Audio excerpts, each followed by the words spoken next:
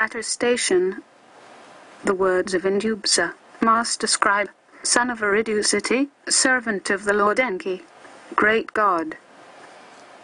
In the 7th year after the great calamity, in the 2nd month, on the 17th day, I was summoned by my master the Lord Enki, great God, benevolent fashioner of mankind, omnipotent and merciful.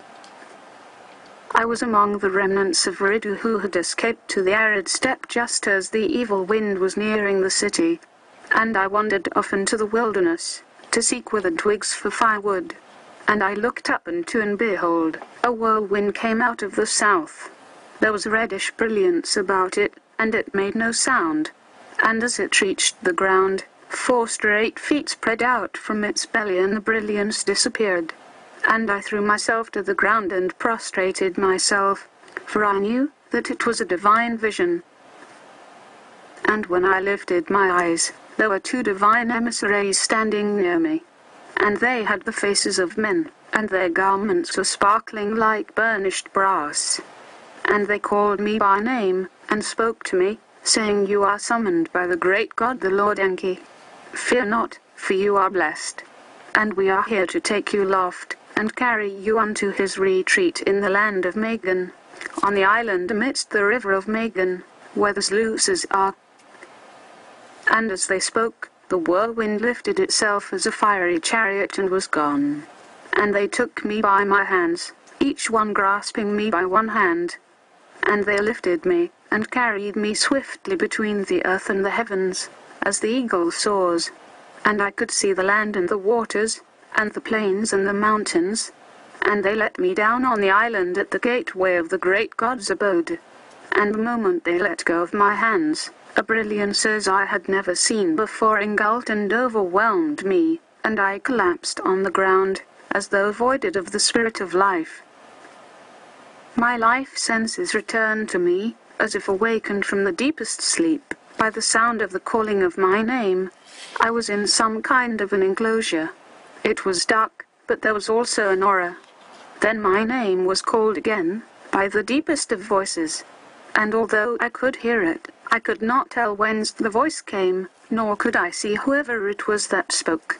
And I said, "Here I am." Then the voice said to me, "Endubsa, offspring of Adapa, I have chosen you to be my scribe, that you write down my words on the tablets." And all at once there appeared a glowing in one part of the enclosure. And I saw a place arranged like a scribal workplace, a scribe's table and a scribe's stool, and there were finely shaped stones upon the table. But I saw no clay tablets nor containers of wet clay. And there lay upon the table only one stylus, and it glistened in the glowing as no reed stylus ever did. And the voice spoke up again, saying, "Endubsa, son of Aridusity, my faithful servant, I am your Lord Enki. I have summoned you to write down my words, for I am much distraught by what has befallen mankind by the great calamity. It is my wish to record the true course of the events, to let gods and men alike know that my hands are clean. Not since the great deluge had such a calamity befallen the earth, and the gods and the earthlings. But the great deluge was destined to happen, not so the great calamity. This one, 7 years ago, need not have happened. It could have been prevented, and I, Enki, did all I could to prevent it. Alas, I failed. And was it fate, or was it destiny? In the future, shall it be judged, for at the end of days a day of judgment there shall be. On that day the earth shall quake, and the rivers shall change course, and there shall be darkness at noon, and a fire in the heavens in the night. The day of the returning celestial God will it be. And who shall survive, and who would perish, who shall be rewarded, and who will be punished, gods and men alike. On that day shall it be discovered, for what shall come to pass by what had passed shall be determined, and what was destined shall in a cycle be repeated, and what was fated, and only by the heart's will occurring for good, or ill shall for judgment come. The voice fell silent. Then the great Lord spoke up again, saying, "It is for this reason that I will tell the true account of the beginnings, and of the prior times, and of the olden times, Far in the past the future lies hidden. For 40 days and 40 nights shall I speak, and you will write. 40 shall be the count of the days, and the nights of your task here, for 40 is my sacred number among the gods. For 40 days and 40 nights you shall neither eat nor drink, only this once of bread and water you shall partake, and it shall sustain you for the duration of your task. And the voice paused, and all at once there appeared a glowing in another part of the enclosure. And I saw a table, and upon it a plate and a cup. And I rose up there too, and there was bread on the plate and water in the cup.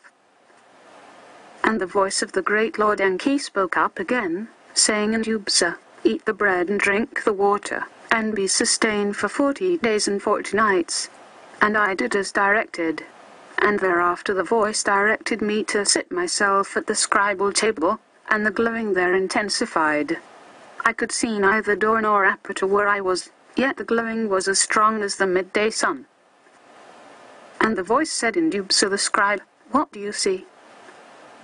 And I looked, and saw the glowing raid upon the table, and the stones and the stylus, and I said, I see stone tablets, and their hue is blue as pure as the sky. And I see a stylus as I have never seen before, its stem unlike any reed and its tip shaped like an eagle's talon. And the voice said, these are the tablets upon which you shall inscribe my words. By my wish they have been cut of the finest lapis lazuli, each with 2 smooth faces provided. And the stylus you see is a god's handiwork, its handle made of electrum and its tip of divine crystal. It shall firmly fit in your hand, and what you shall engrave with it shall be as easy as marking upon wet clay. In 2 columns you shall inscribe the front face, in 2 columns you shall inscribe the back of each stone tablet. Do not deviate from my words and utterances. And there was a pausing, and I touched one of the stones, and the surface thereof felt like a smooth skin, soft to the touch. And I picked up the holy stylus, and it felt like a feather in my hand. And then the great god Enki began to speak, and one began to write down his words, exactly as he had spoken them. At times his voice was strong, at times almost a whisper.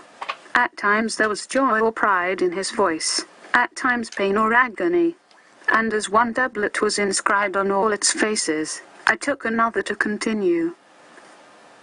And when the final words were spoken, the great god paused, and I could hear a great sigh.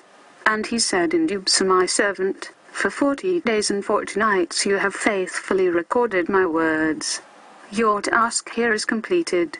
Now take hold of another tablet, and on it you shall write your own attestation, and at the end thereof as a witness mark it with your seal, and take the tablet, and put it together with the other tablets in the divine chest.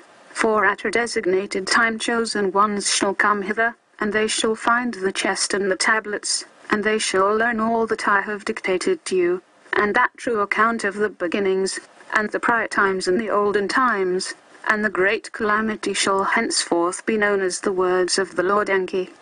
And it shall be a book of witnessing of the past, and a book of foretelling the future, for the future in the past lies, and the first things shall also be the last things. And there was a pause, and I took the tablets, and put them one by one in their correct order in the chest. And the chest was made of acacia wood, and it was inlaid with gold on the outside. And the voice of my lord said, now close the chest cover and fasten its lock. And I did as directed. And there was another pause, and my lord Enki said, and as for you, Endubsa, the great god, you have spoken, and though you have not seen me, in my presence you have been. Therefore you are blessed, and my spokesman to the people you shall be. You shall admonish them to be righteous, for in that lies a good and long life. And you shall comfort them, for in 70 years the cities will be rebuilt, and the crops shall sprout again. There will be peace, but there will also be wars. New nations will become mighty, kingdoms shall rise and fall. The olden gods shall step aside, and new gods shall decree the fates. But at the end of days destiny shall prevail, and of that future it is foretold in my words about the past. Of all that, Endubsa, to the people you shall tell. And there was a pause and a silence. And I, Endubsa, bowed to the ground and said, but how will I know what to say? And the voice of the Lord Enki said, the signs will be in the heavens, and the words to utter shall come to you in dreams and in visions. And after you there will be other chosen prophets. And in the end there will be a new earth and a new heaven, and for prophets there will be no more need. And then there was silence, and the auras were extinguished, and the spirit left me. And when I regained my senses, I was in the fields outside Ridu. Seal of Endubsa, Master Scribe.